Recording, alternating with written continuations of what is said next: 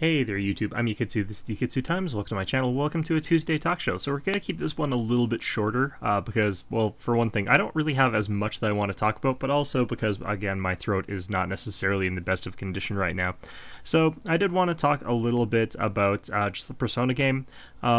What I wanted to talk about for that one's a lot about the characters and stuff like that. Unfortunately, I didn't progress too far into the game, and also I didn't actually find the Kaneshiro, the bank arc, to be quite as strong as the other two yet. I think that it's partly due to the fact that it's compressed, but also it's a much less personal story for the characters. And while there's plenty of sort of characterization from Makoto, the character that sort of joins your team there. And again, you know, A, spoilers, but B, you should have seen that coming a mile away.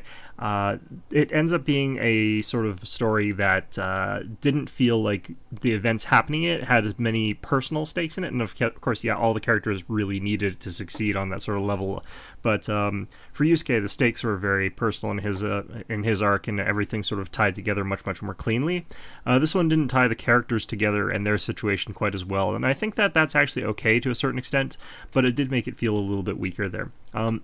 So one of the things that I just wanted to talk about was that the way that they foreshadow things is just, again, such a interesting thing, because the way that they foreshadowed Makoto being an important part of the game and being an important part of the team has been sort of multi-layered, and it usually is. She's been sort of focused on in that they'll cut to scenes of her talking to the principal or what have you, and they'll have scenes of her interacting with other people and so on and so forth. It makes it very obvious that she's a protagonist, or she's one of the main characters or something of that sort there. But one of the other things that they did in this particular case was they had her literally following the main character. She's investigating him, and she sort of has an idea that he's probably someone that has something to do with the Phantom Thieves. So the way that they had her follow you around was literally she would sort of run up behind you, and if you turned and faced her, she would actually flip out a comic book and pretend that she was reading it. I thought that the comic book was actually just a prop at first. Just a thing that she sort of had on hand and could use to hide the fact that she's watching you. And it looked like a shonen battle manga from the title of it. And it took me a while to actually sort of realize this after I had gotten her on the team, but I think she actually was reading that. Not necessarily then or there, but I think that was actually her book, and I think she actually likes those sorts of things. The reason is that everybody's primary aesthetic is something that is sort of core to who they are as in terms of their identity. For the main character, they've got sort of the classical phantom thief, and the main character is very much a Tabula Rosa character. He doesn't really have a defining characteristic or personality to him necessarily, so you could say that in his case he could have had anything for his main aesthetic. For Yusuke, for Ryuji, sorry, he's got this sort of skull on, he's got the leather, he's got the sort of biker gloves. He's just your typical sort of street punk and sort of street thug. He's got sort of that graffiti going on in his background splash when he gets that sort of all-in attack. And sort of your very typical teenage girl, she's got almost like a sort of selfie pose when she does that, and her sort of aesthetic, sort of more of a model sort of thing, more playful kind of thing. For Yusuke, though, it becomes a bit more blatant in that it's very much traditional Japanese sort of artistic style to it, almost like that sort of kabuki theater. And if you look at kabuki theater, he sort of is reminiscent to that idea, and they are almost, if you go to a good kabuki, and I've only been to a couple, it actually almost looks like those sort of woodblock prints come to life. It really is kind of almost like art in a sort of way there. And Makoto is sort of similar in that sense that hers is actually really blatantly, obviously referencing that sort of aesthetic style of things like Kenshiro or stuff like that. Very hyper-masculine shonen action heroes who fight for justice or whatever in sort of Badlands or whatever sort of situation. Which at first I thought was a sort of strange thing. Like, it's not personally the aesthetic that I necessarily would have associated with her, given her character sort of type, but actually no, I think that actually might fit her once I sort of get to understand that character a little bit better, because I do think that might actually be something that she secretly was into.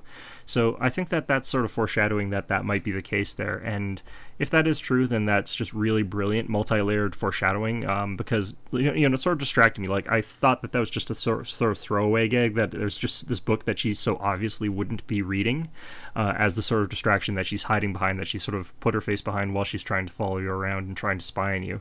It's like that newspaper with the eye holes cut out of it. It's sort of obvious there where you can, it's like, why do you have eye holes cut in your newspaper and why are you following me around, sort of thing. But I think that that also might have just been foreshadowing what she's like as a person, which is, something that I don't think enough things do in that sort of way there, and it's just really, really sort of clever. Now, they have actually gone and sort of thrown me off a little bit here in this new arc. The new arc is against an online hacktivist group called Medjed, and I think that's supposed to sort of symbolize kind of groups like maybe 2chan or 4chan or something like that. It's got that kind of vibe to it, but I don't know either of them well enough to really make that judgment. So people who know them better than I can please stay away from the comments, because I don't really want to know that badly. I actually have a friend who used to be part of them, and just, the stuff that I hear about them is just not flattering, even when he's trying to be them. But in any event, I think that that's going to be our next rival. And the problem is that they've sort of foreshadowed two characters. So I'm not entirely sure which of them it's going to be, because I have seen the trailer. I do know that the girl that goes into the black car, the very rich looking lady, is going to be a part of the team, or is in the trailer she becomes part of the team, as well as the hacker that's harassing you. So either of those characters could become the next team member during this arc, and it could also be one of those arcs where you get two team members, and that's perfectly possible.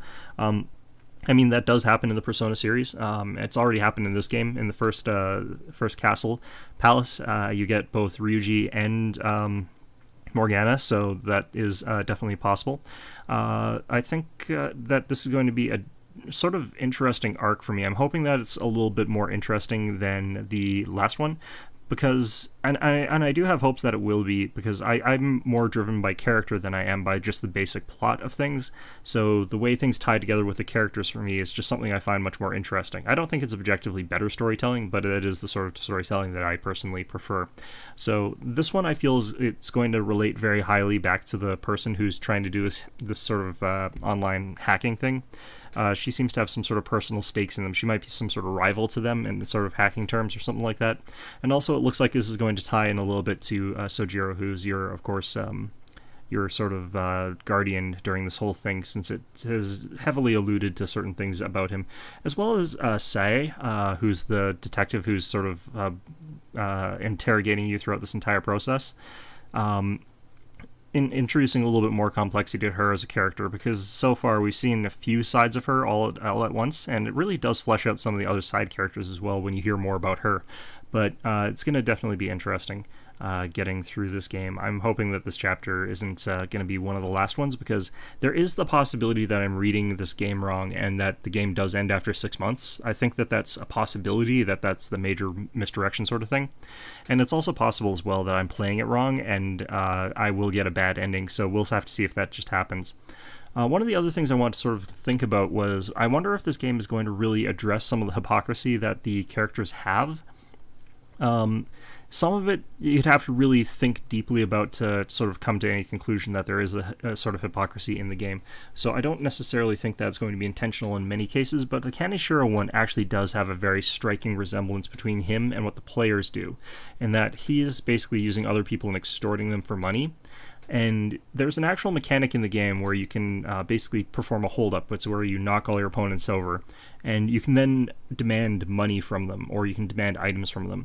And once you've actually talked to the politician a few times, you can actually demand even more money and more money and more money from them until you've earned like an extra 4,000 or 5,000 yen off of them. So you basically do this whenever you need money in this game, and this is exactly what he was doing. The only real difference here is that you're doing it to shadows, and he's doing it to real people. The problem is that he doesn't perceive those people as being real people. Well, you're not perceiving shadows as real people, but what the hell are they really? I don't know, honestly, in that sort of sense there, or why they happen to have yen on them. So I think that might be something that addresses that. For the other guys, they might try to draw in some sort of parallels, but I think that those are going to be really weak if they want to say that you're being hypocritical about any of those other guys. It's in the particular case specifically of Kaneshiro's dungeon or palace that I think that really sort of reveals little bit of a level of hypocrisy on the main character's part. But at the same time, I don't know if they're going to actually delve into this at all. It just feels like the sort of thing that could lead into some sort of moral discussion. And I think that this is the sort of strongest one. We might even see that becoming a greater and stronger one as we progress through it. And I mean, we're sort of also looking at the first instance where it doesn't necessarily feel as though there's a huge sense of indignation or righteousness behind the cause that these characters are going through. Like the hacktivist group that they're targeting, or rather they're being targeted by, is a criminal organization, and they sort of harass companies and so on and so forth, but it feels different than the specific types of, like, we're doing this for a just cause sort of thing, as opposed to just going after people who, they've decided to label as the bad guy, who in this case happens to be Medjed. So I think that there's sort of this slope that they're kind of riding down, where their cause is becoming a little bit less just, and it's also becoming a little bit more serving, which could definitely lead down that sort of path there. So it's going to be interesting to see how that pans out and how that plays out. But anyway, that's my entire talk about Persona 5 for the time being. Now, I do have a little bit to talk about this week beyond that, and I decided to put the Persona one just ahead of it, but let's get into another topic there. Alright, so the topic that I wanted to delve a little bit into in this one is the sort of Jungian archetypes. And this is a fairly nebulous thing that is not necessarily, in my opinion, that well thought out, but it is sort of very central to Carl Jung's metaphysical ideals. Now, you have to remember that Carl Jung, unlike others, was not necessarily a staunch scientist. He believed that you should take a holistic approach to things. So he's that guy that would be in the sort of corner store selling you alternative remedies, and probably, wouldn't actually be that well received by modern day scientists, because, he's not necessarily going for something that is that scientific. This merges with ideas of mythology and with ideas like mythos and religion and symbolism and stuff like that, and all sorts of other sort of concepts that really have not much to do with psychology, but you could actually argue that this makes him an early sociologist in a certain sense there, because it is a social argument, and there is definitely something to be said about how societies function. But he does move this into a part of his psychological theory, in the sense that within everybody there are sort of these archetypal figures that we recognize and understand as part of the collective unconscious. So you can get sort of ones, and I'm just reading the list off of Wikipedia here of archetypal figures, because the actual way that Jung would conceptualize this is that there's a tremendous number of these, and it's sort of malleable in terms of what they are to a lesser extent, but they list here the Great Mother, Father, Child, Devil, God, Wise Old Man, Wise Old Woman, and the Trickster, and the Hero, of course. All of these sort of elements are part of a sort of narrative arc that covers the sort of progress of a person's life there. They also list in this part other things like the Shadow, the Anima, the Animus, and these could be also seen as parts of sort of archetypes as well. But I think that it's also useful to conceptualize them as all being sort of separate from that.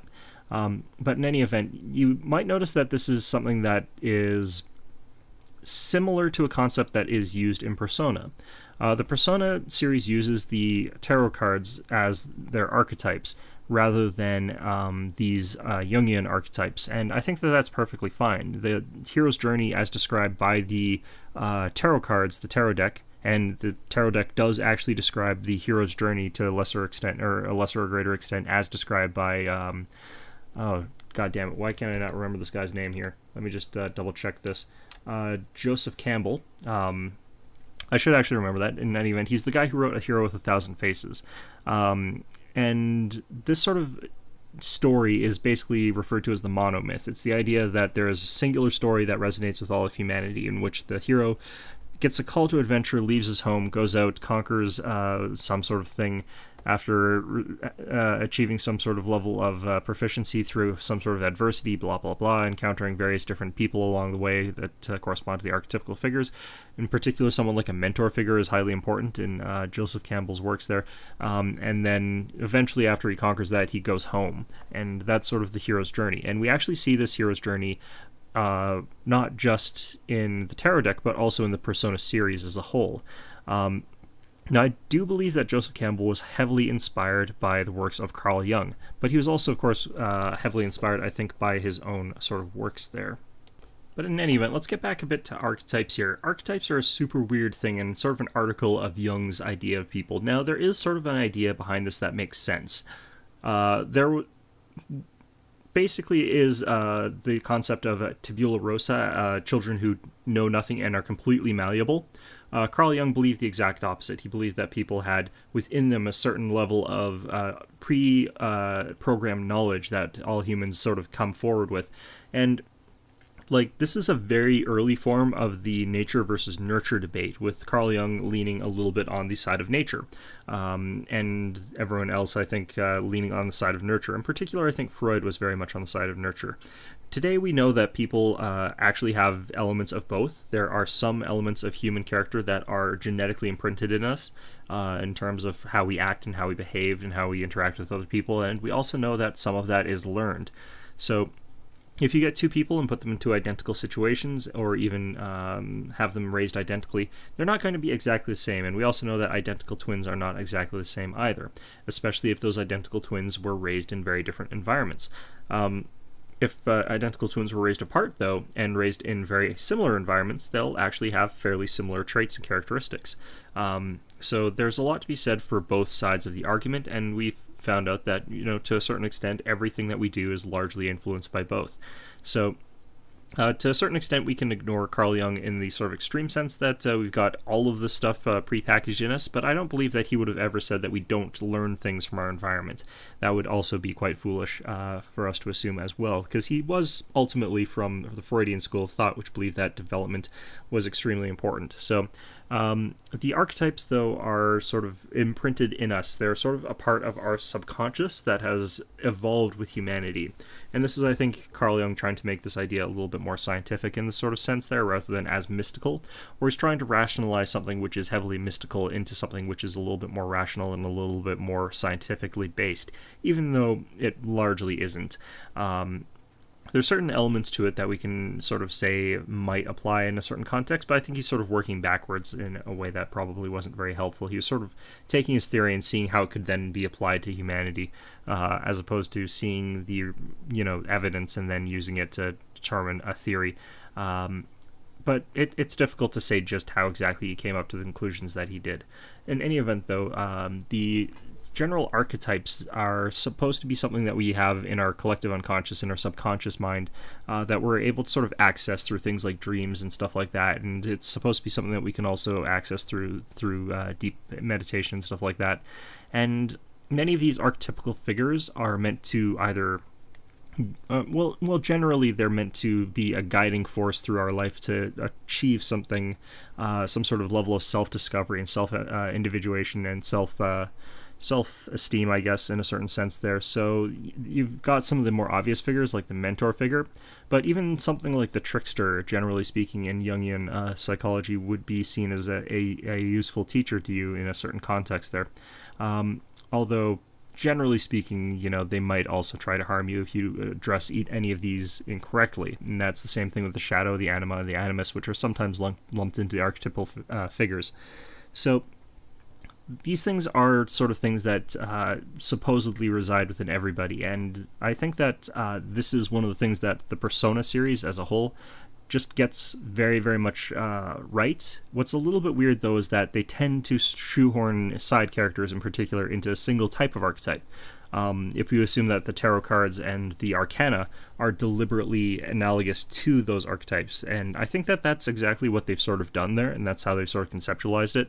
So again, we're not seeing the anima and the animus and the shadow as being a type of archetype, if that's the case, but maybe that's not really what the arcana are, and I'm looking at it the wrong way. So we could also see it as that being the case, but I definitely think that the arcana are meant to represent Jungian archetypes, and they certainly fit the bill in a lot of respects there. But in any event, generally speaking, you'll have a character and they'll fit a specific archetype. For example, Ryuji is the chariot. You've got Yusuke, who's the emperor. You've got Makoto, who is the I can't remember her name right now. Actually, why do I have such difficulty remembering her name? Anyway, you've got her as the priestess. You've got Anne as the lovers arcana, and then the main character, of course, is the Joker. And all of these characters sort of have their own sort of idiosyncrasies, but all of these have a singular archetype. Even the main character only has a single archetype ultimately, even though he's willing to or capable of putting on the faces of other characters, since he's the trickster type. He's the trickster kind of archetype, the one that can sort of shapeshift in that typical sort of trickster story. He's still the single type of archetype. He's still the Joker. And I don't think that that's supposed to be the way that Carl Jung would necessarily look at this. In every single person, there should be this sort of very wide range of things. And if we look at the lives that people go through, we're supposed to go through the full arc of the whole sort of tarot deck in a certain sense there. Although, not everyone does. A lot of people would get stuck along the way. So, for example, the Tower, which represents stagnation, if we take the tarot deck to represent the journey of one's life, which is how one way to actually interpret it is that that's what it is. You start off with like the Joker, which is a blank slate, then you move on to the Magician, who's full of energy and wants to get things done, and then so on and so forth. And you eventually get to sort of the Tower, which is stagnation. You've achieved great heights, but you can't do anything from there, and it's all downhill from there, basically, sort of thing. If I recall correctly, honestly, tarot cards are something that are a little bit weird and can be interpreted in many different ways, and they are interpreted in many different ways. The fact that I interpret it as sort of a life journey sort of thing just shows that I'm sort of biased towards that Jungian psychology sort of interpretation of it, but I think that works well here. But this still means that every single character should have the entire arc of all of these cards going through their entire life there, as opposed to where it is where a single character holds onto a single archetype and is that one. You could argue that the phase that they are in their life represents the arcana and that they then move on to the next one, but that's not within the scope of the game. And I think that would be a fair argument to make there, but it's kind of weird that you find, different people who are each at a different stage of their life in terms of development, in terms of going through the arcana, but I guess it makes sense there. It does mean that your main character, though, has done literally nothing up to that point, which I think actually kind of makes sense given what the protagonists of these games are like. They sort of come into it and all their stats are 0, like they have no charm, they've got no knowledge, they've got no courage. So, I mean, and given what the process is to gain those stats, it's like, to gain guts, go drink coffee. It's like, well, I mean, I guess this guy has literally never drunk coffee before in his life. To gain knowledge, you can do anything from reading a book to attending class to answering a question correctly. So I guess this guy's never answered a question correctly in his entire life, sort of thing there. So, maybe it actually does make sense that these protagonists actually are completely blank slates coming into this and are at the very, very first stage of their life, and that the very immature characters tend to be magicians and in these games there. Morgana, for example, doesn't remember anything else from his life sort of thing there, so that's kind of interesting there. And then Chariot is also fairly early on, so you typically see those sort of more immature characters very early on in the Arcana, whereas Yusuke seems to have things more under control, and he's already up to Emperor. Like he's kind of got he's had a very interesting life up to that point there, similar to Makoto. That's what her name is. Jesus Christ. All those M names in Japanese just are very confusing to me because they all sound so similar, which is, might sound bad, but you gotta remember, like this includes my own name, which is not necessarily that great, but in any event. So yeah, all of these characters I think maybe actually are at that stage in their life, and that's sort of how they're progressing through the life, the pace at which they're progressing. And there's no pace at which you have to progress through the Arcana if that's the way that you're going to view life. Different people are going to resolve everything differently, and some people never get past certain stages. I mean, the end goal of the whole sort of journey through the Arcana, though, is not really sort of the typical thing that we in the West view. It's almost more of an Eastern mysticism kind of thing, in that it's supposed to reach a sort of sense of enlightenment by the time that you get to the end. Although I can't say that's not Western, since the tarot deck is indeed a Western philosophy. But in any event, that's kind of what it's supposed to lead to, is you're supposed to sort of have a perspective that encompasses the entire world and everything in it, sort of thing, I guess. Which almost sounds more like a Buddhist theory to me, but that's just my interpretation of it. So that ultimately, though, is going to be our talk about the Arcana and about this chapter of Persona. So, in any event, I hope you found this episode enjoyable. My voice hopefully will be, I've probably just got allergies or something. It's just like affecting my throat and like restricting it or something like that. But I'm still going to try and save it for more important things like work. But in any event, hope you found this one enjoyable. And of course, as always, hope to see you guys all next time.